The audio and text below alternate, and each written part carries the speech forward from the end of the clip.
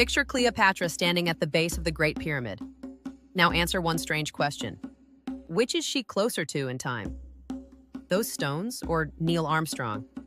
Most people say the stones. Egypt, pyramids, pharaohs. It all feels like one single block of history. It isn't. Historians estimate the Great Pyramid was completed around 2560 BC. Cleopatra died in 30 BC. That's a gap of roughly 2,500 years. The gap between Cleopatra and the Apollo 11 landing in 1969? Just under 2,000. She's closer to the moon landing by about 5 centuries. And once you see it, the whole picture shifts.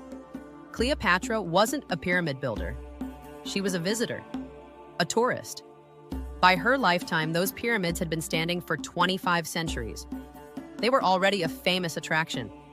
Greek and Roman travelers sailed to Egypt just to stare at them. And some did exactly what tourists still do today. They carved their names into the stone.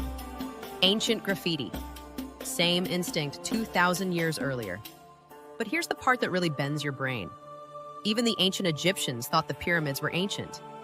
In the 13th century BC, a prince named Kamwaset repaired crumbling monuments across Egypt and recarved the names of the kings who built them. Historians sometimes call him the first Egyptologist. He was restoring buildings already over 1,000 years old.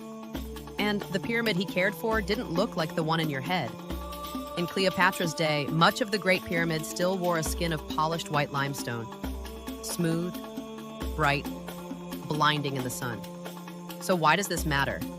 Because ancient is a lazy word. We use it as though everything before us happened at roughly the same time. It didn't. These people were separated by more time than separates them from us.